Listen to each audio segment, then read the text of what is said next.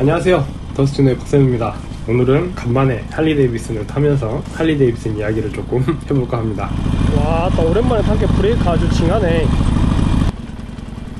오늘 이야기할 주제는 최근 한 10년? 한 15년? 이 정도 최근의 흐름이죠. 이런 할리 데이비슨 브랜드가 지금 어떻게 흘러가고 있고 앞으로 어떻게 흘러갈 것 같다, 그런 이야기를 좀 해볼까 해요. 일단 뭐 한 2010년 전후 분위기부터 이야기를 하면서 차근차근 현재 그리고 미래 이렇게 이야기를 좀 해볼게요. 2010년쯤에 할리 데이비슨의 고객들의 주 연령대가 40대에서 50대였다고 하네요. 그 당시에도 어떻게 보면은 적은 나이는 아니잖아요. 이미 15년 전에도 젊은 세대랑 좀 구분되는 마켓이라고 할까? 할리 데이비슨만의 시장이 좀 따로 있었죠. 이제 그때 한 20대, 30대 이분들이 좀 오토바이보다 자동차를 좀 선호하거나 뭐 혼다나 뭐 BMW 이런 식으로 좀 가볍고 스포츠성이 강한 모델들을 선택하는 경향이 강했죠. 그래서 이제 할리 데이비슨도 그거를 극복하기 위해서 그 스트릿 로드라고 해가지고 그걸로 좀 진입 장벽을 좀 낮춰보는 시도를 했었는데, 이제 그때 할리 데이비슨의 순행식 엔트리 크루저가 좋은 반응을 못 이끌어냈어요. 그때 그 학습된 게 아마 지금까지 좀 이어지고 있는 것 같은데, 할리 데이비슨의 전통적인 팬덤이 굉장히 강하죠. 그런 사람들은 좀 그런 변화를 반기지 않았고, 비교적 젊은 뭐 20, 30대에서 할리 데이비슨 취향인 사람들도 사실 그런 바이크를 원하지를 않았던 것 같아요. 어떻게 보면은 그때의 순행으로의 전환의 실패가 지금까지 할리 데이비슨을 좀 힘들게 하는 그런 이유가 되고 있는 것 같은데, 2019년도로 기억하는데 그 전기 모터사이클을 도입하죠. 라이브 와이어라고.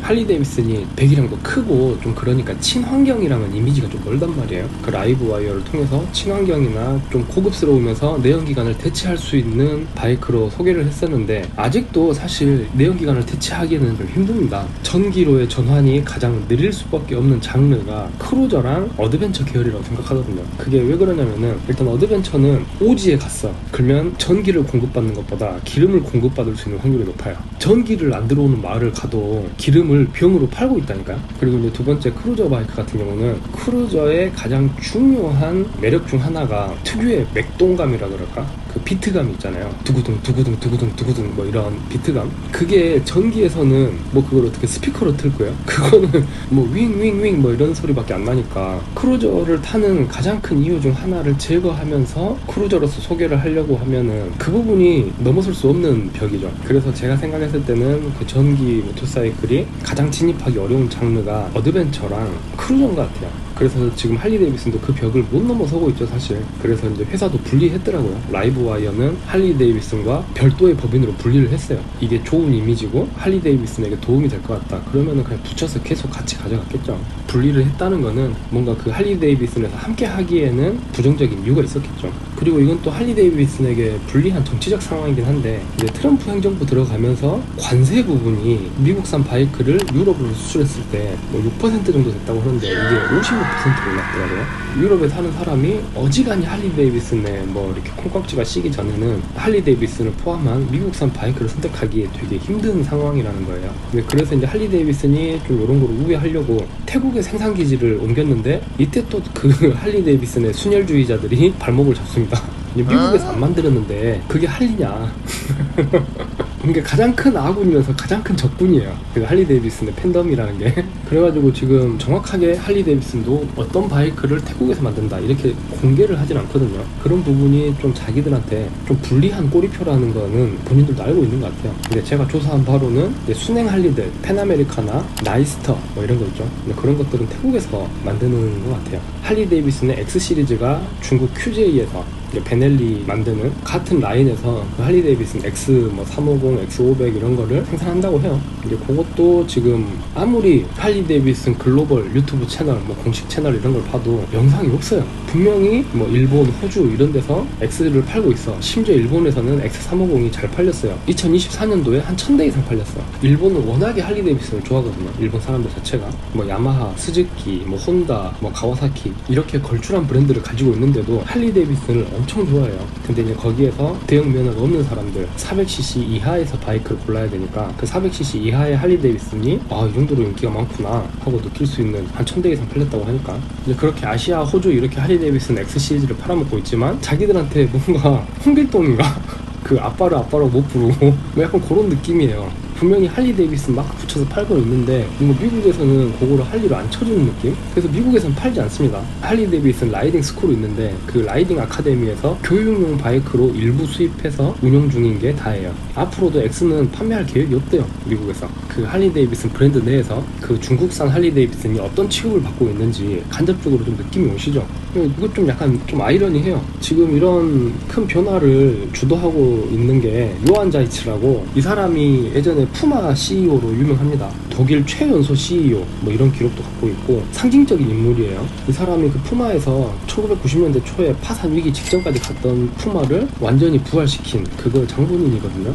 지금 요한 자이츠 이 사람이 할리 데이비슨의 CEO로 있으면서 더 하드와이어라는 계획을 2021년에 발표했는데, 지금 이게 할리 데이비슨의 가장 굵직한 스탠스예요. 근데 이게 뭐냐면 비핵심 모델의 정리가 된 모델들은 비핵심이란 뜻입니다. 그리고 프리미엄 라인업의 강화, 그래서 이제 투어링이나 소프트웨어 그리고 뭐 CVO 이런 것들에 집중을 하고 있죠 지금. 그리고 전동화의 가속, 지금 이렇게 크게 세 가지의 테마가 할리 데이비슨을 움직이는 굵직한 기조입니다. 근데 지금 여러분들이 봤을 때 괜찮은 것 같나요? 제가 봤을 때는 아니거든요. 뭔가 혁신을 이끌어야 될 X 시리즈도 지금 미국에서는 판매조차 고려하지 않고 있고, 뭐 전기 모델도 이건 좀 많이 어렵죠.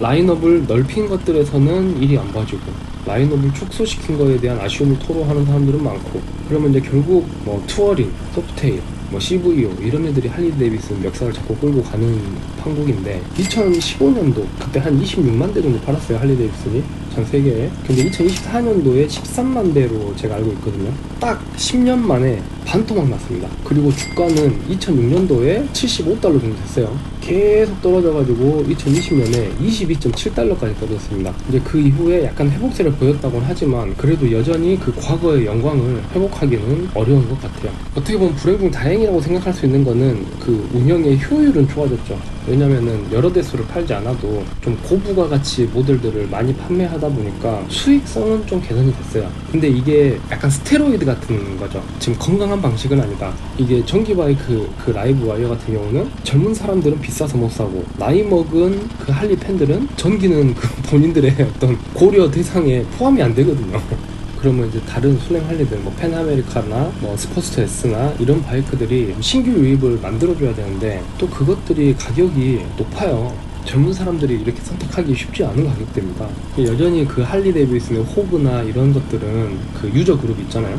그런 것들은 막강하긴 한데 2010년대에 할리 데이비슨의 주 연령대가 40대에서 50대였다고 하면은 지금 2025년이니까 플러스 15년 해야 되잖아요. 뭐 적게는 50대 중반, 뭐 많게는 한 60대 중반까지 나이대가 이동을 한 건데, 그럼 이제 냉정하게 봤을 때 이분들이 바이크를 박스를 앞으로 몇 대나 깔 수 있을까요? 그러면 이제 할리 데이비슨에서는 주 소비 연령대가 높아지면서 전략을 그럼 더 비싼 걸 팔아야 되겠다 이쪽으로 잡은 거잖아요. 뭔가 팔 수 있는 총량은 정해져 있고 똑같이 100대 팔 거라면 비싼 놈을 100대를 팔아야 되겠다, 이런 작전인데, 그러면서 점점 더 할리 데이비슨을 안 탔던 사람들이 신규를 유입하기는 점점 더 어려운 상황으로 가고 있는 거예요. 그리고 투어링 모델의 강점이 많았는데 뭐 혼다 골드윙, 뭐 BMW에서도 K 시리즈 이런 좀 그랜드 투어링 바이크로 분류할 수 있는 모델들이 너무 잘 나오고 있죠, 바이크들이. 그리고 점유율도 상당히 높은 편이고, 그리고 이제 주 연령대가 고령화가 된다는 거는 이게 아무리 100세 시대라고는 하지만 자기들의 소비자가 줄어든다는 거지 더 늘어나긴 어려운 좀 그런 조건을 가고 있으니까 점점 할리 데이비슨이 먹고 있는 파이가 작아진다. 그래서 이제 결국은 젊은 층이나 신규 유입을 만들어야 되는데 이게 쉽지 않은 것 같습니다. 뭐 할리 데이비슨이 지금까지 한 120년 이렇게 좀 넘었잖아요. 이제 그러면서 많은 위기들이 있었잖아요. 그걸 잘 넘어왔으니까 지금까지 온 거고. 근데 그때의 위기와 지금 위기가 좀 다른 게, 그때의 위기는 외부적 요인이었어요. 근데 지금의 위기는 정확히 브랜드 내부적 요인입니다. 글로벌 경기 침체, 뭐 금리 인상 이런 거는 대외적 변수라고는 하지만 그거는 모든 브랜드가 마찬가지잖아요. 유독 할리 고객들만 수익이 줄어들고 이런 게 아닐 거잖아요. 좀 사회적 이슈들은 악재라고는 하지만 할리만의 악재가 아니기 때문에 지금 현재의 할리의 부진함은 정확히 할리 데이비슨 내부의 문제입니다.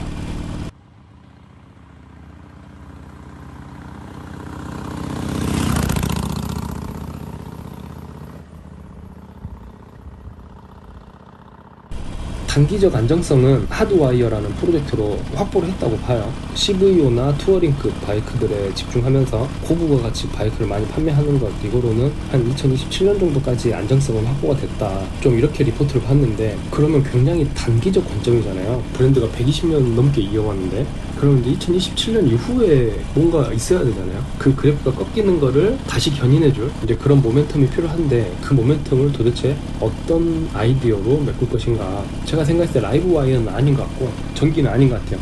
좀 전통적인 크루저 무드를 원하는데 비싸지 않은 접근성이 좋은 바이크가 필요합니다. 그러니까 정확하게 스포스터였죠, 그 전에. 그래야지 전통적인 소비자들이 이탈을 막으면서 새로운 소비자를 유입시킬 수 있는, 제가 생각했을 때 그게 유일한 방법인 것 같아요. 그래야지 뭐 그 사람들이 나중에 더 타다가 그 소프트웨어도 사고 뭐 투어링도 사고 그러지 않겠어요. 그리고 이건 할리 데이비슨 브랜드의 문제라기보다는 뭔가 그 할리 데이비슨 커뮤니티의 문제인데, 할리 데이비슨은 유독 그 바이크의 기종을 취향이 아닌 수준으로 생각하는 사람들이 많아요. 그리고 그것도 속으로 생각하면 다행인데, 꼭 젊은 사람들이 좀 스포츠 같은 거 타고 오면 아니 왜 이걸 샀어? 큰 거 사야지. 그게 제가 생각했을 때는 그 할리 데이비슨 커뮤니티가 갖고 있는 가장 큰 단점인 것 같아요. 만약에 그 로드 글라이드나 뭐 스트리트 글라이드 울트라 이런 거 타고 계신 어르신들이, 그 젊은 분들이 다이나나 뭐 스포츠차 이런 거 타고 왔을 때 그런 말 하고 싶으면 지갑을 여세요. 입을 열지 말고. 그러면 인정입니다.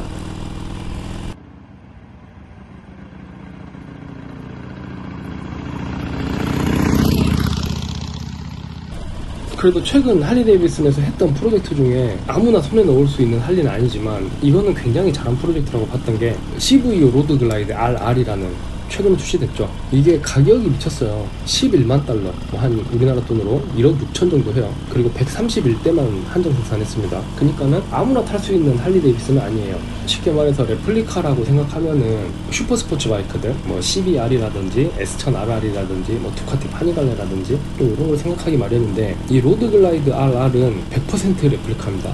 저는 이 바이크의 어떤 가속 성능, 뭐 코너링 능력 이런 걸 보고 레플리카라고 하는 게 아니고, 물론 이제 그거는 그 할리 데이비슨에서 역대 최고로 강력하대요. 시속 300km 할리라는 거는 뭐 엄청난 거죠. 그리고 뭐 코너링 성능도 어마어마하다고 해요. 근데 이제 저는 그런 의미에서 이걸 레플리카라고 하는 게 아니고, 킹 오브 베거라고 오토바이 레이스가 있어요. 지금 미국에서 상당히 인기가 많은 레이스인데, 할리 데이비슨 그리고 인디언 이런 브랜드들이 지금 주축이 돼가지고 한참 지금 치고받고 하고 있습니다. 쉽게 말해서 그 베거라는 그 바이크 스타일 있잖아요. 그 바이크로 좀 레이스를 하는 거예요. 지금 가장 최근에 열린 개막전 그 레이스에서 카일 와이먼이 그 할리 데이비슨 소속이거든요. 근데 이 사람이 우승을 했어요. 특히 미국 사람들이 그 국뽕이 심하잖아요. 정확히 그 미국 사람들의 국뽕을 자극하는 그런 레이스 장르인 것 같아요. 지금 이 레이스가 어느 정도냐면은 그 미국 CNN에서 미국 전통의 한 조각이 레이싱으로 재탄생됐다, 뭐 이런 표현까지 써가면서 이 킹 오브 베거를 극찬을 하고 있는데, 정말 그 미국스러운 레이스죠.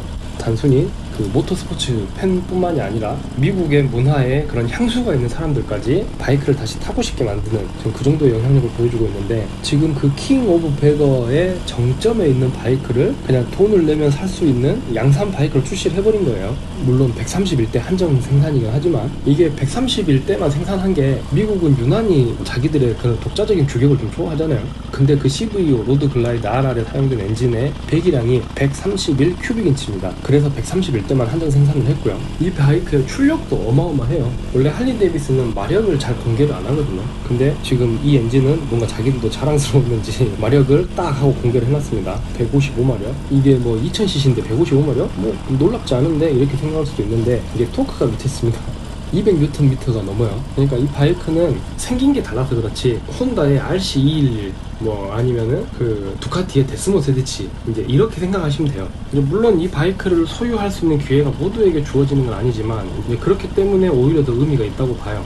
이 바이크를 필두로 한 그 할리 데이비슨의 ST가 들어가는 모델들이 있거든요. 스포츠 투어링 모델들. 그게 이제 지금 킹 오브 베거 스타일을 현실화시켜 놓은 바이크들이에요.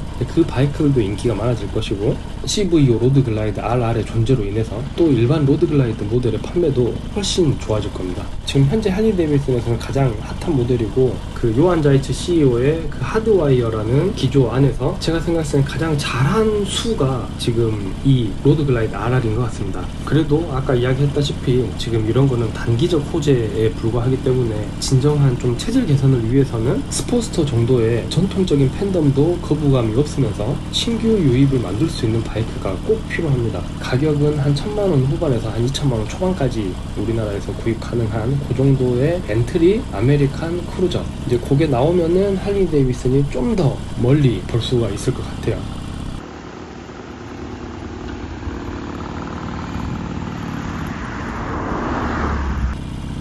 좋은 바이크를 만드는 회사는 많습니다. 어지간하면은 바이크를 못 만드는 회사는 없어요. 근데 그 좋은 바이크를 만드는 경지보다 훨씬 높은 게 탔을 때 행복한 바이크를 만드는 거거든요.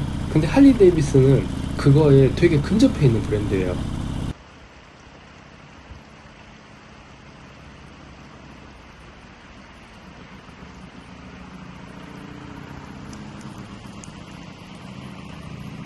뭔가 브레이크도 잘 안 듣고 코너링도 좀 어색하지만 너트루승이 나고 되게 천천히 달려도 행복하고 좀 그런 바이크를 만드는 브랜드거든요. 저는 그래서 할리 데이비슨이 내는 이 맛은 공급이 귀한 맛이고, 그래서 할리 데이비슨이 이 위기에서 꼭 살아남아서 앞으로도 많은 사람들이 오래오래 이 맛을 즐길 수 있으면 좋을 것 같아요. 어떻게 오늘 제가 이렇게 할리 데이비슨을 타면서 하는 할리 데이비슨 이야기가 즐거우셨나요? 오늘 영상이 즐거우셨다면, 혹시 즐겁지 않으셨다 하더라도 여기까지 보셨으면 구독 꼭 눌러주시고요. 다음 영상도 기대해주시면 좋을 것 같습니다. 여기까지 시청해주셔서 감사합니다. 이상 더스티너의 박쌤이었습니다. 목표를 향해 빠르게 달려가 더스티노 이 길은 멈추지 않아.